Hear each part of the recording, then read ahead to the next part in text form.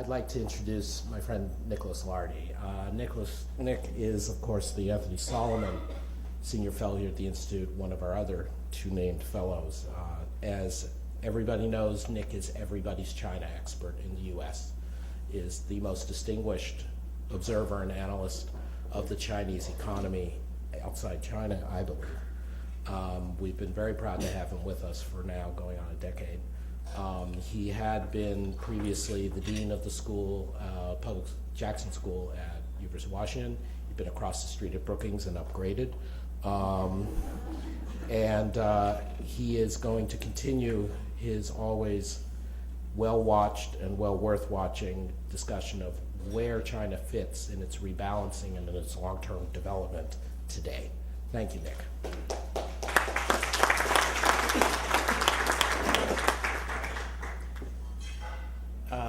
Thank you, Adam. Well, you've seen the title. I basically am suggesting that, since I get the glasses,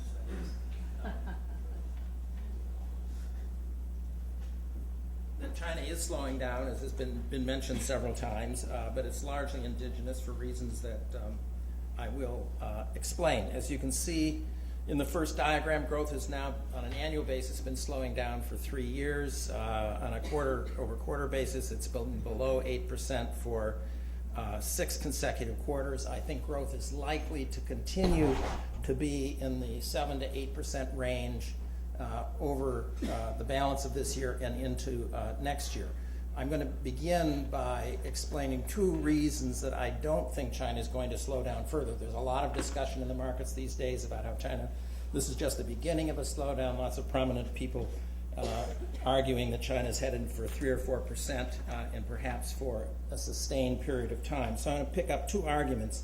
One that Arvind introduced, and that is the impact of Fed tapering on emerging markets. Here's a leading analyst who thinks China is the most overexposed and the interest rate upswing in the U.S. is going to have a major effect there. I don't think that's true. I don't think China has been adversely affected by the anticipation of tapering, and I think it's unlikely to be affected when tapering actually begins. And there are really several reasons for that. China has had a continuous current account surplus since 1994. It's come down from the peaks of a few years ago, but China has had a continuous current account surplus for about 20 years. China is the world's second largest creditor country. Its net international investment position at the end of the first quarter of this year was about 1.8 trillion US dollars, about 21% of GDP. So this is a very, very strong position and very, very different from other emerging markets. I just picked 3 of them here, including India. All of these countries have negative international investment positions. And in the case of India, you can see there's been a rather continuous slide in their position of becoming more and more negative over the last 6 or 7 years. And finally, in terms of hot money, this is China's exposure to foreign portfolio investment.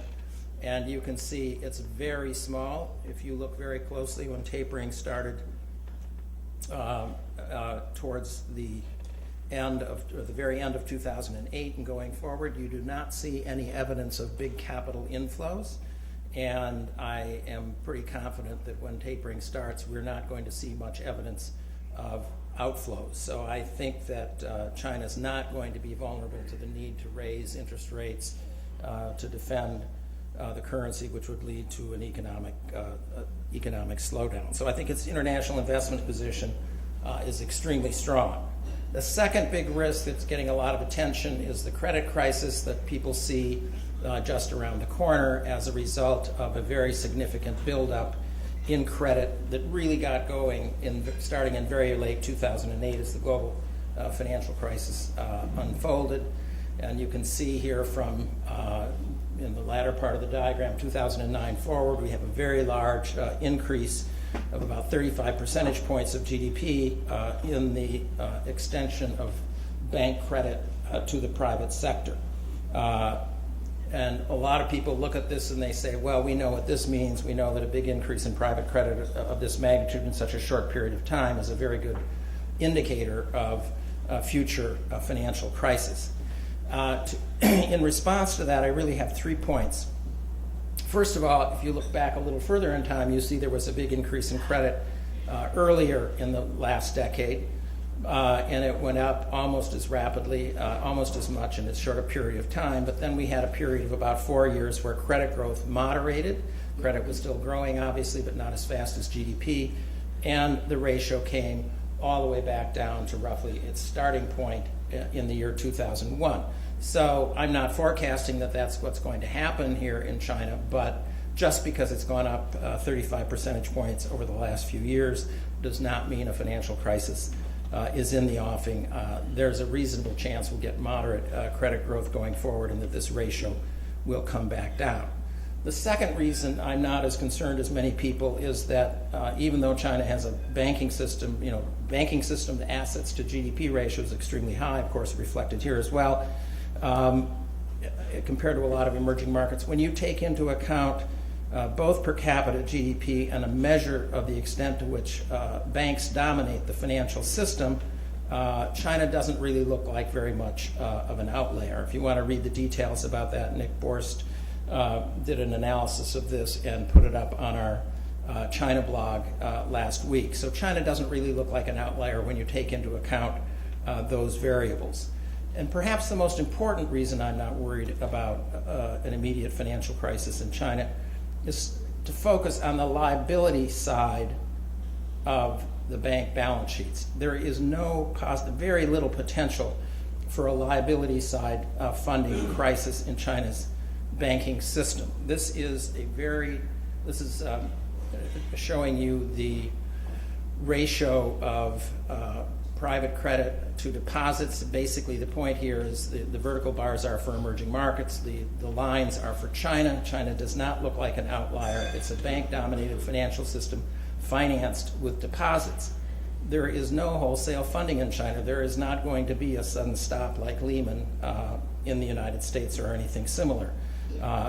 Secondly, bank depositors don't really care about the quality of assets on bank balance sheet. There's basically an implicit government guarantee, and even if they did care, they don't have any place to go given China's stringent capital controls, the bank-dominated financial system, and the lack of alternative financial assets. So the money isn't going to start suddenly flowing out of the banking system, stimulating a financial crisis. Let me turn, so I don't believe that either of these kind of short-term threats, either tapering, the anticipation of tapering or the actual start of tapering or the possibility of a major financial crisis, banking crisis in China, they're risks, but they're relatively modest. What is the source of the slowdown? As my title said, the slowdown we've seen in China is largely of indigenous origin. It's mostly policy-driven. And basically two types of policies. China back in 2011 instituted a number of macroprudential measures to slow down investment in housing, which was booming at that time. Housing investment came down very substantially. Housing investment was growing at about 30% in 2011. It came down to 16% by 2012. So big source of aggregate demand moderated. And China also slowed down its infrastructure investment program. Remember, this was ramped up extremely dramatically in 2009 to keep the economy going in the face of the global financial crisis. Investment in infrastructure expanded by about 40%, but over the next couple of years it moderated quite substantially.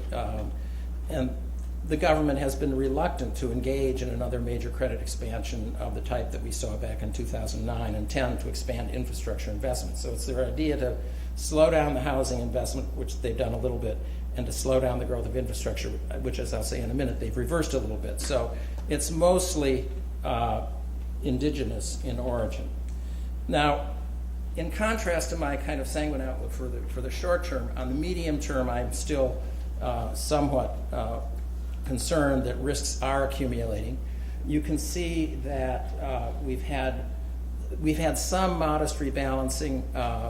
Household consumption as a share of GDP seems to have bottomed out in 2010, but it's been very, very modest so far. And the economy is still far too dependent on investment, and in particular on investment in property, which continues to grow fairly rapidly. You can see the increase in 2012 was relatively small compared to adjacent years, but now we're heading to above 16% of GDP being invested in the property sector. We have a real boom again underway this year. Property sales in the first 8 months are up by 25%, measured by square meters. In value terms, they're up by a third. Household borrowing for mortgages has increased significantly by about 4 percentage points of GDP in the first half of this year. Bank exposure to property is at a new all-time high. Property investment, after slowing down in 2012, is again growing much more rapidly. It's up by about 20% in the first 8 months. And so the uptick in housing investment is helping to put a floor on GDP growth. That's one of the reasons I don't think in the short run it's going to slide much beyond what we saw in the second quarter.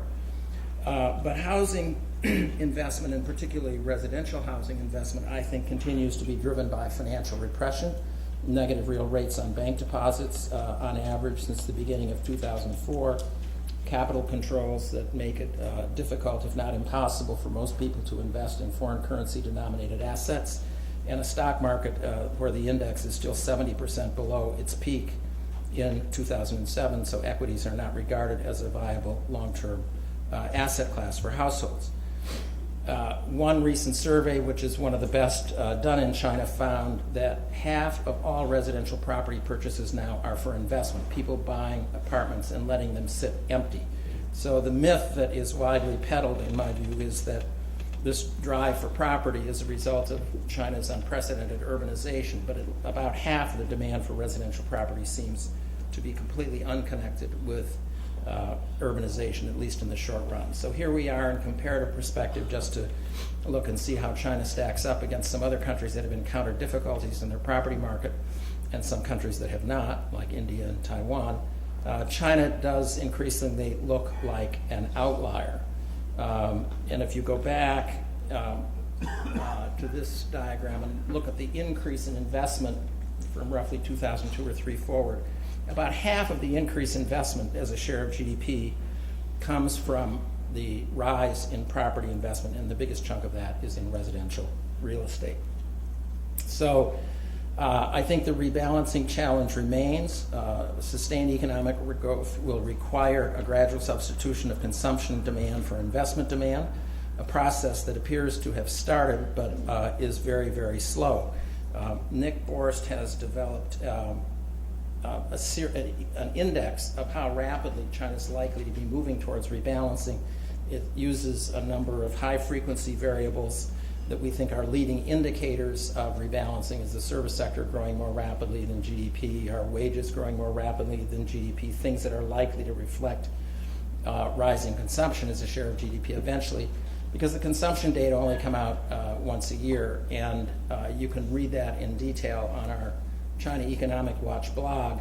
But here's the summary data. This is the rebalancing. Anything above 15 is positive, and as you can see, we've been in positive territory in terms of these leading indicators, but the extent to which we're in positive territory has been waning, shall we say, in recent quarters. So in summary, I think China has avoided the adverse repercussions from the anticipation of tapering. I think it will likely avoid the direct effects, adverse effects of tapering when it actually does start, as Dave says, likely in the first half of next year. I don't think China is likely to have a financial meltdown in the near term, but risks, I think, are still accumulating from overinvestment in property. The widely anticipated third plenum of the Chinese Communist Party, 18th Party Congress next month, should endorse further economic reforms, which I hope will accelerate the pace of rebalancing over the pace we've seen of the last couple of years. Thank you.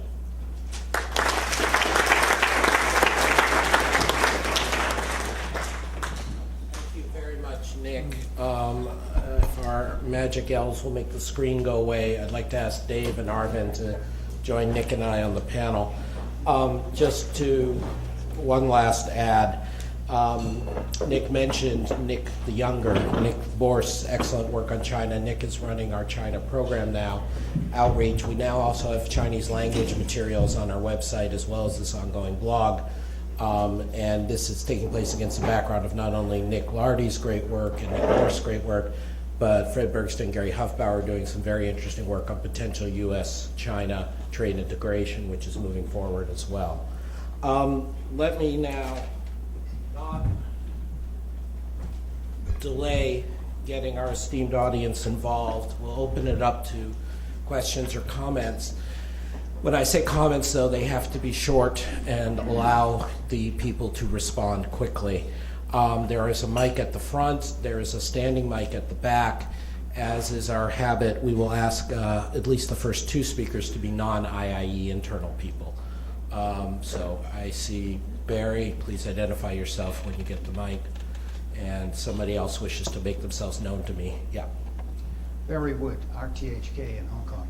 Mr. Stockton, I'd like to ask you, why hasn't the U.S. economy grown at a faster pace over these 5 years? And I'm thinking here of what Mike Musa used to say, that when you had a very steep downturn, that was inevitably followed by a steep upturn.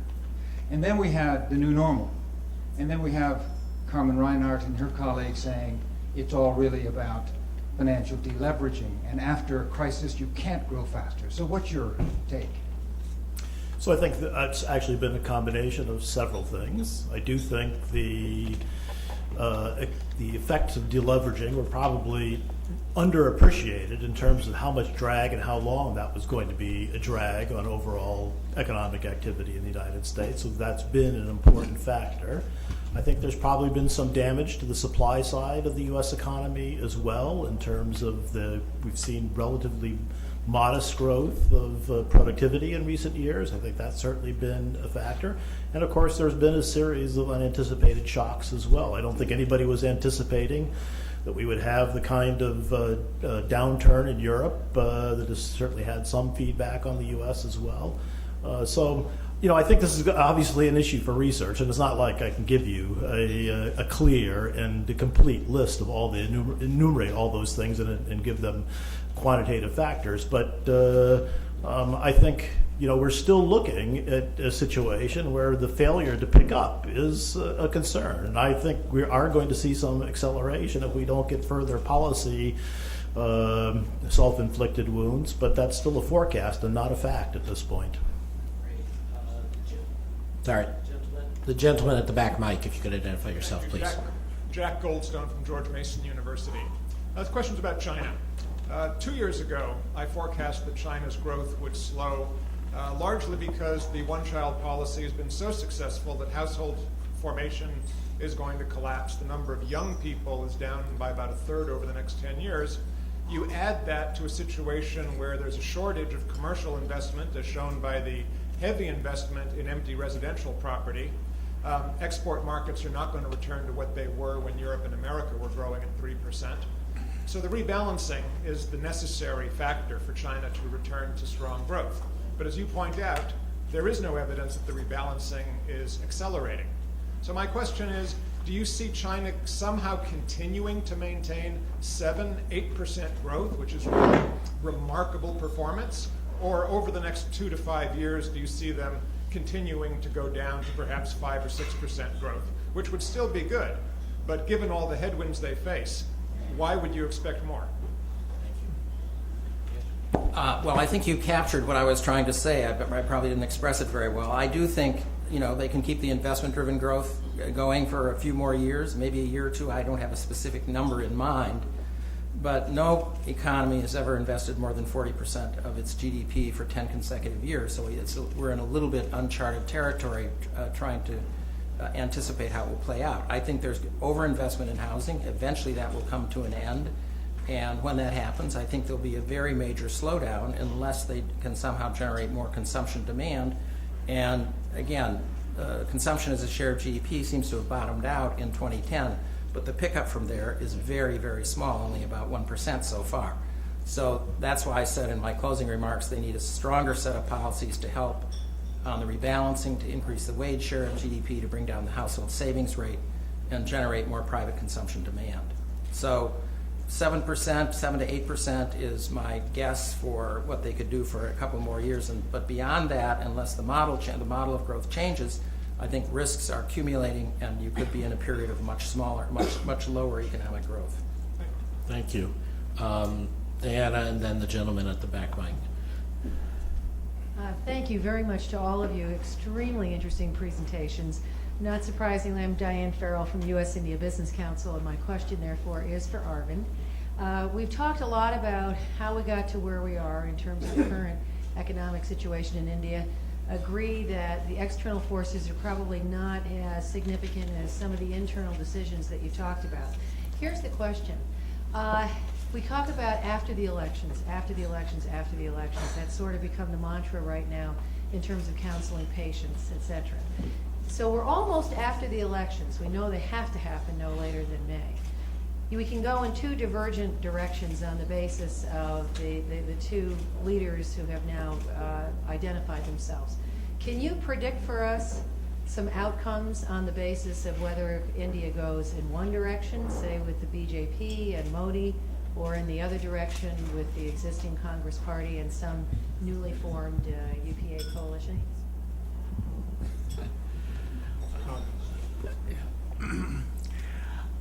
I think, regardless of who comes into power, I think the way forward is going to be in the reforming direction, either way, and partly it's because I think one of the possible winners represents a dramatic change in style based on what he did in his own home state. And I think even if the incumbents come back into power, I think the reformist element in that, which has been under wraps, at least the populist part of the agenda that we now follow, that I think after the election, those constraints will be lifted, and so we're going to see reforms either way. And of course, I think reforms may also be forced by external factors. It's hard, if things continue the way they are, we have some stability, but there's so many things that could, the taper could come back into play. Things could start getting wobbly. So I think for both of those reasons, I expect the future to be more in the reforming direction than the other way around. Thank you, Arvind, for being clear and not too political, which was difficult to do. There's a gentleman at the back mic, and then the person at this table, and then Arvind. So, please. Thank you for hosting this wonderful event. Danny Xifengjiang with Xinhua News Agency. First, I would like to ask Ms. Stockton, could you elaborate a little bit on the possible global repercussion of the ongoing U.S. government shutdown, if any? Secondly, I would ask Ms. Lottie and Arvind, could you talk about the importance and implication of the Shanghai Free Trade Zone for China itself and for the world, and what should be on top of the agenda of the Chinese leaders to push forward the reform and rebalancing efforts? Thank you. So I'd say in terms of the effects of the government shutdown, in terms of its global ramifications, I think they're likely to be relatively limited. I don't think, again, if we get a shutdown of several weeks or even a month, that is likely to be a development that would have significant fallout. We've seen some weakening of the dollar just since the shutdown occurred that reflects some anticipation that the shutdown will delay tapering somewhat. That would be a factor that would weaken the dollar. But I think that's probably small compared to the potential dislocations that could occur in the case of an actual hitting the debt ceiling. Nick and Arvind. Nick, do you want to take that?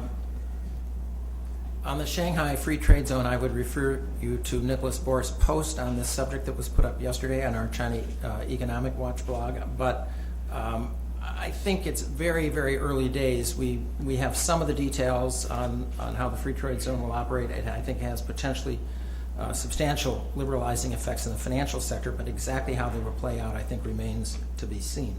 In terms of your question, what should be at the top of the agenda of leadership, I would say three things.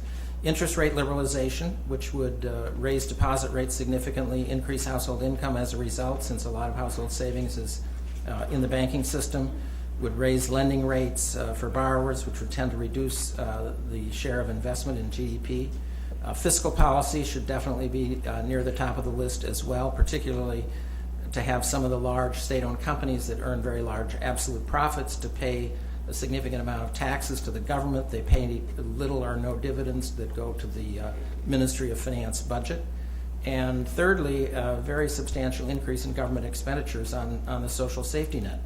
In the the Hu Jintao Wen Jiabao era, which is now past, they talked about their harmonious society, and everybody thought they were concerned about income distribution and building out the social safety net.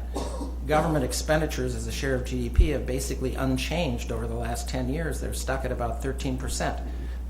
If they started taxing big state corporations and making them pay dividends, they would have substantial additional resources to build out the social safety net, reduce the precautionary demand for savings on the part of households, and thus stimulate private consumption expenditure.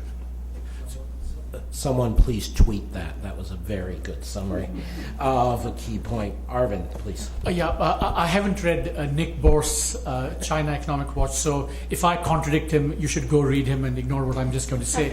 But I do think that this is, if there's something, I think it's potentially quite significant. And let me say why, for two reasons. One, I think on the capital finance side, as Nick said, there's a whole bunch. It's very consistent what China has done in the past. It's a very clever way of overcoming the political economy resistance to straightforward, broad-based reform. And when people say, how can they kind of contain it within the zone? I mean, I think the point of it is actually not to contain it and to allow it to leak so that, the thing spreads kind of automatically. That's point number one. But the point number two, which I think has not been emphasized enough, is that some of the things that are going to happen here relate to FDI. And to me, it's not a coincidence that that's happening at the same time as China is negotiating a bilateral investment treaty with the United States.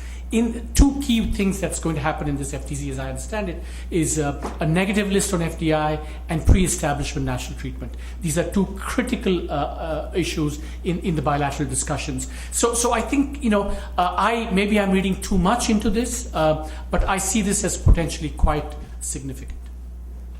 Hope springs eternal. The gentleman at this desk, and then Anders. I'm Jose Quisha, the Philippine ambassador.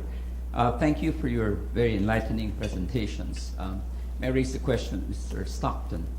You mentioned that the QE3 will amount to approximately $1.5 trillion. And inflation, though, has remained below the 2% target of the Fed. Now, considering the substantial liquidity in the system that's been brought about by QE1, 2, and 3, and as demand recovers in the U.S. economy, is there not a danger that inflation can quickly accelerate, as has been a concern expressed by some economists? So I think that is a real danger. I don't think, however, it's the most likely outcome. I think the Fed has been working very hard to develop tools to remove that liquidity when the time comes, and will act to do so promptly before those inflation pressures develop.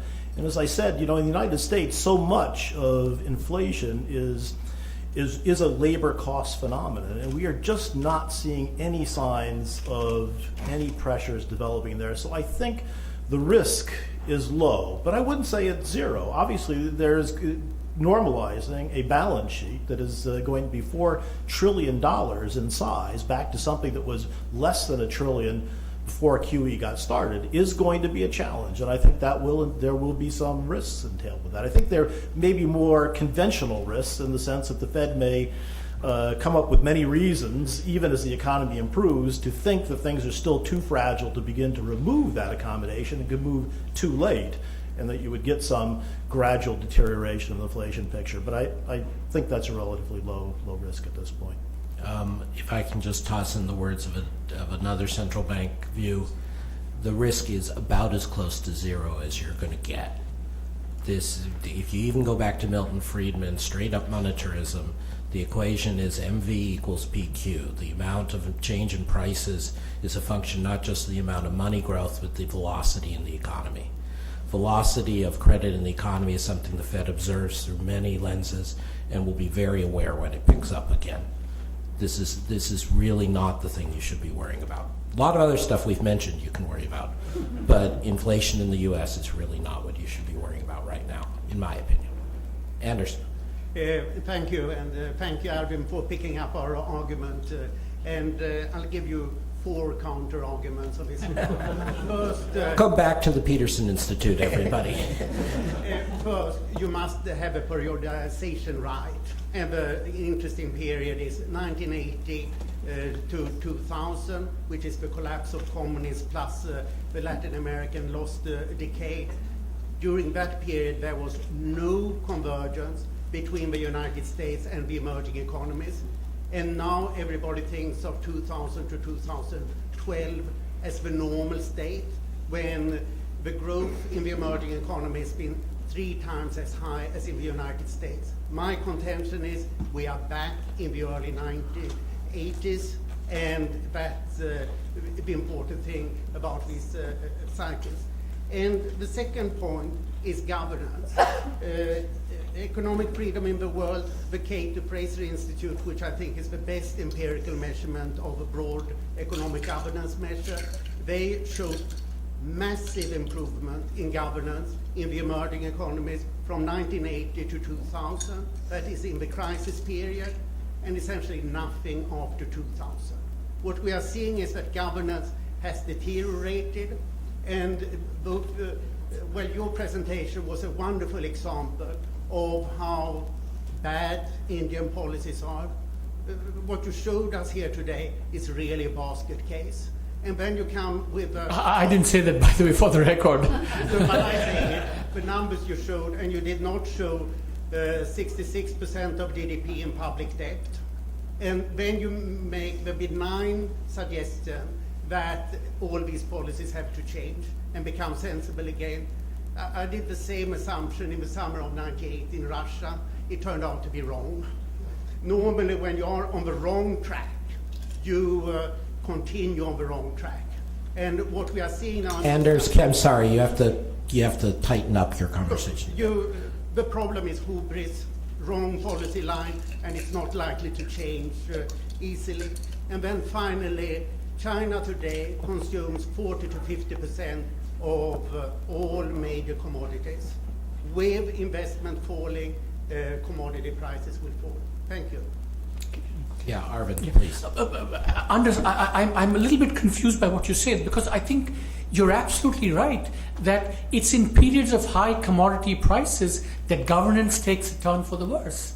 And therefore, that's why we have the natural resource curse. And that's why, for me, when people say, oh, we're in a period of low commodity prices, and therefore, one must be pessimistic, to me, it goes the other way. And I think, the last time we had a commodity boom in the 70s, it all ended very badly. So I'm not sure, I don't think we really disagree at all on that. On the Indian debt...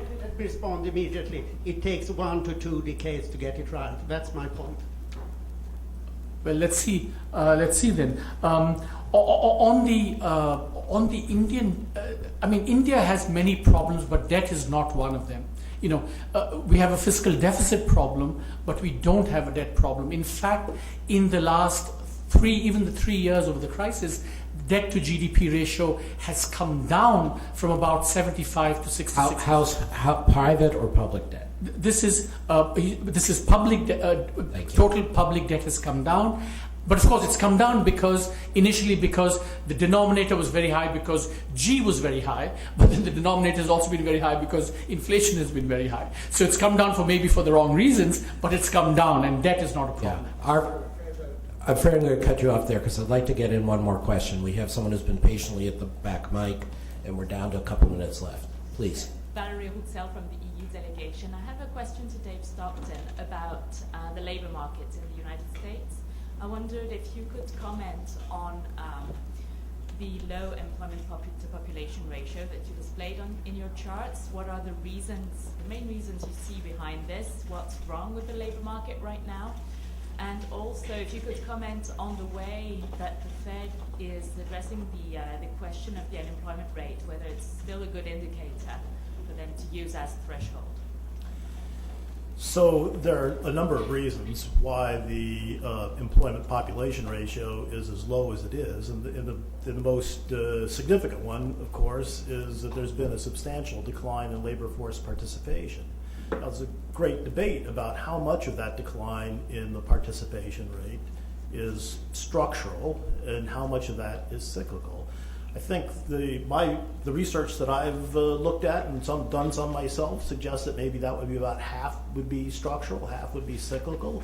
The structural factors are an aging population, an end to the rise in the participation rate of women, and an ongoing decline in the participation rate of adult men. So those are the major factors. But in addition to the structural or trend factors, I really think the very weak labor market has driven people into other activities. Some, like people moving on to disability insurance roles, that's going to persist for those folks will never come back into the labor force. That's just basically a black hole.